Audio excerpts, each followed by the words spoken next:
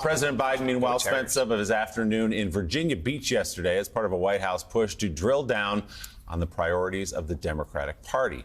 High on the list, affordable health care. I've been around for a lot of State of the Unions. I never saw one where the president got to negotiate in the open with everybody. I was pleased to see so many Republicans stand up. Remember when Marjorie Taylor Greene was yelling, liar, liar, Biden's a liar? I'm going to be good. I'm going to be good. If mega Republicans try to take away people's health care by gutting Medicaid and the Affordable Care Act, I will stop them. President takes that message and more to Baltimore today for the House Democrats retreat that starts this morning. With us now, one of the party leaders speaking at that retreat, Maryland Governor Wes Moore. Governor Moore, great to see you this morning, sir. You will be speaking to this group of Democrats. What's your message today?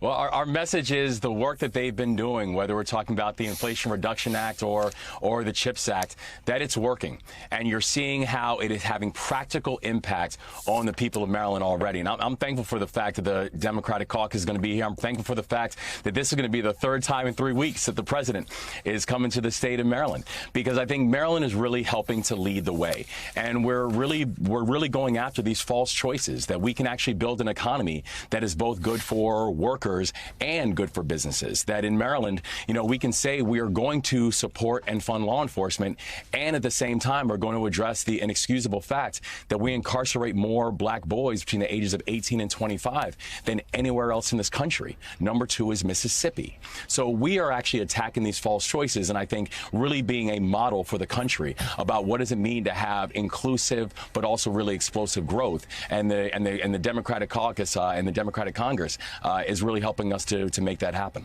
One of the points, Governor, that you've been working on in the state of Maryland, just over a month in office now, is the minimum wage there, pushing an economic message. What are the prospects for getting that number up to $15 an hour?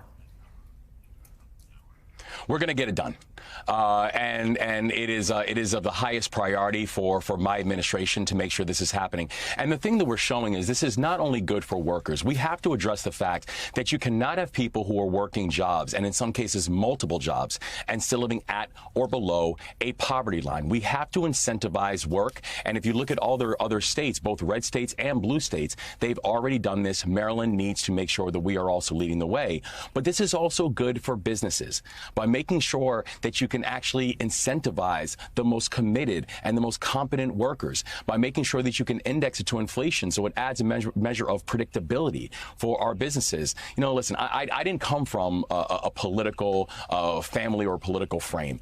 I was a business owner. I was a small business owner before I ran for office. I was a military officer, and I ran one of the largest poverty-fighting organizations in this country. And as a former small business owner, the thing we were looking most for is predictability. And that's what being able to both raise the wage and peg it to inflation, that's exactly what it gives to our business owners. This is good for workers, and it is good for businesses. And in Maryland, we're going to get this done.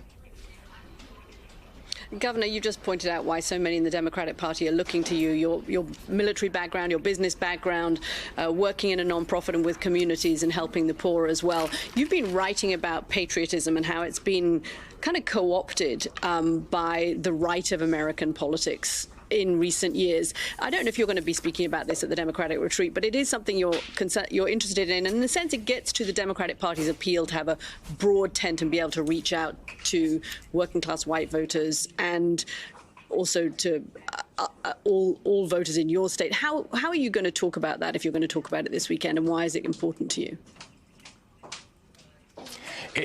I am going to speak about it. And when people look at not just that we won in the state of Maryland, and am now serving as the only African-American governor in this country and only the third elected in this country's history, but it's how we won. We were able to win with Democrats, we were able to win with independents, and we were able to win with a large chunk of Republicans as well. And it's because we went everywhere. And we spoke about this idea of patriotism, that we were going to areas that people say, well, there's not a lot of Democrats in this area. And I'd say, yeah, but there's a lot of Marylanders.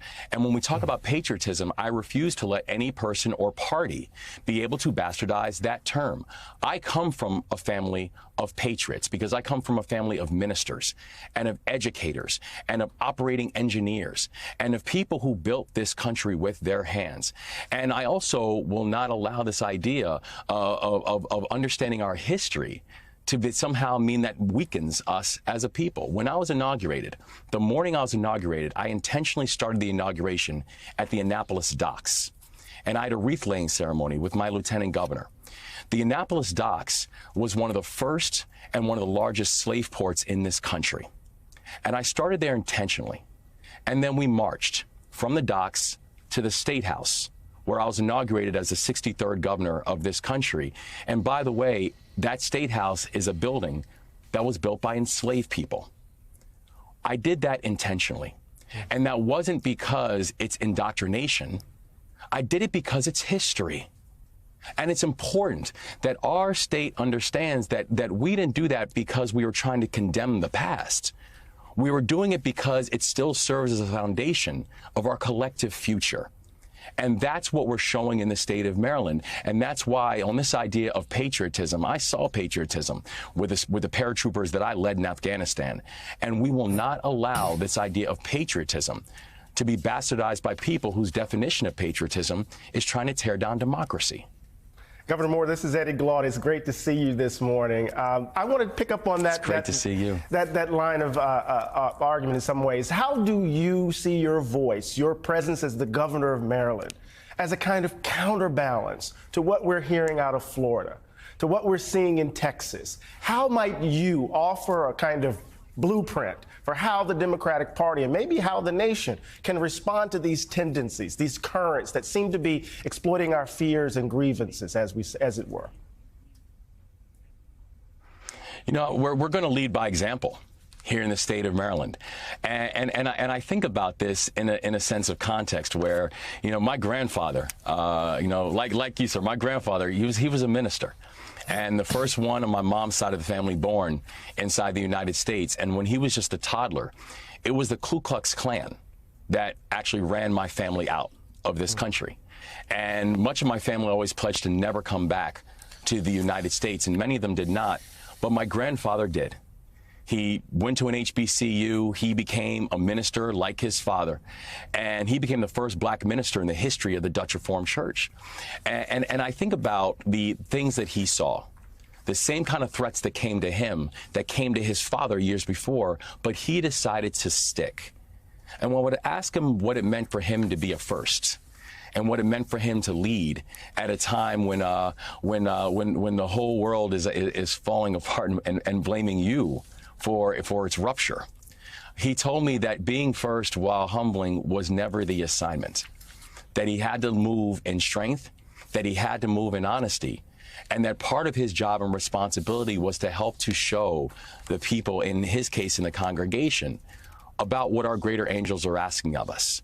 And I think in this moment, Maryland has a unique opportunity to push back by example, and push back by bully pulpit, to be able to demonstrate that an acknowledgement of who we are, an acknowledgement of this joint journey, and an acknowledgement of our collective future where everyone is seen and no one is left behind is actually an approach that's not just going to energize the base, but it's going to enlarge it.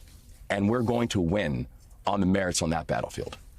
Governor Moore, good morning. Jonathan Lemire. We just mentioned the president was in Virginia yesterday, Maryland today, and those two states, of course, most closely linked to the federal government. And those two states right now in a bit of a competition, perhaps not all that friendly, over to be the new home of the new FBI headquarters, a decision coming soon from the General Services Administration. So here you go. Make your pitch for Maryland. Well, this is a legacy establishing project for the federal government. And the Biden administration has already laid out the guidelines for how they're going to look for placement for it. And the only thing that the state of Maryland is asking is, stick by the guidelines that were laid out. They said they were going to focus on cost. And we know that Maryland, that if the selection comes to Maryland, it has a chance to have a $250 million tax benefit to the people of this country. That we know they said they're going to focus on location. And for both us and Virginia, we have location assets that are going to be important. They said they're going to focus on equity. And we know that the two locations that we have in the state of Maryland, Prince George's County, which is not just one of the more thriving majority African-American jurisdictions in this country, but it's also a location that's been historically neglected by the federal government. And if you look at GDP growth, the top 150 jurisdictions, Fairfax County, Virginia, where its location in Virginia, is currently number 2.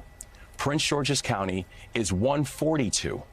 So if you look at a location that could truly benefit from this type of infusion, it's very, very clear. And I'd say on the final piece is think about the future mission of the FBI, where the FBI has been very clear when they said that they're going to focus more on cyber and cyber threats.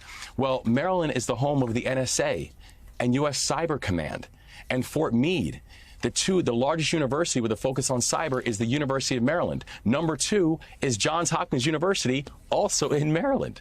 So we believe on the merits that this will end up in Maryland. It deserves to end up in Maryland, and we will put our case against anyone else. And we look forward to the decision that they're going to focus on the things that the Biden administration says they're going to focus on: equity, location, cost, and also focusing on the new threats of the Cyber Command. We think Maryland matches up very well, and it's going to end up in the state of Maryland. The case has been made. Governor of Maryland, Wes Moore, thank you very much, and we'll be watching today. Great to have you on the show this morning. Thank you. Great to be with you. Thank you.